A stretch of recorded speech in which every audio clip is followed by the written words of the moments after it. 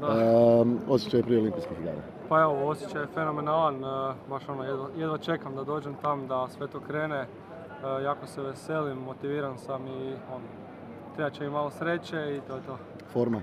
Pa forma je dobra, dobro se skijam, brzo ćemo vidjeti, mislim ne znam još točno kakva je forma u brzima, ali nadam se da će sve biti ok. Staza je navodno cijela na suncu za spust, tako da mislim da nije to veliki problem i tako, bit će sve u redu. Koje discipline ćeš voziti? Pa sigurno kombinaciju slalom, veleslalom, super G isto vjerovatno i spust ja mislim da ću preskočiti, da ću odmarati za kombinaciju.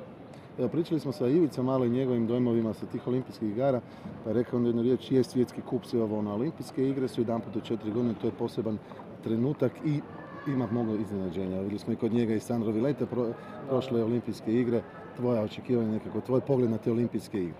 Pa da, olimpijske igre su svake 4 godine, možda favoriti zato imaju malo veći pritisak, tako da možda je meni čak i to lakše nego svjetski kup, jer Hirscher je pobjeđuje utrku za utrkom, Kristofferson je tu odmah iza njega, tako da njima je možda malo veći pritisak, meni je to onak utrka po utrka.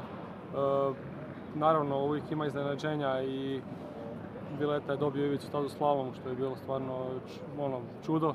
Tako da, naravno, tam se uvijek dogodi iznenađenja. Mogu uvijek outsideri napraviti velike rezultate. Puno hvala i sretno, naravno. Hvala. Bok, ajde. Bok. Hvala ti.